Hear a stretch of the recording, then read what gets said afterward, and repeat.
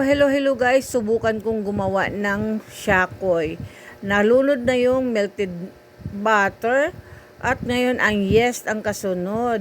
At ang sunod kong ilagay ay ang salt. Ayan guys. At sunod naman ang asin. Sugar pala. As you can see guys, isusunod ko din naman ang evaporated milk na 1/2 cup. At ito is nakita nyo, as you can see, mix muna.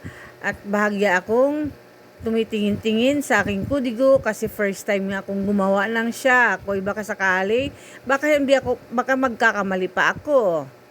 At ngayon guys, as you can see, ilunod ko naman ngayon ang flour na all-purpose flour.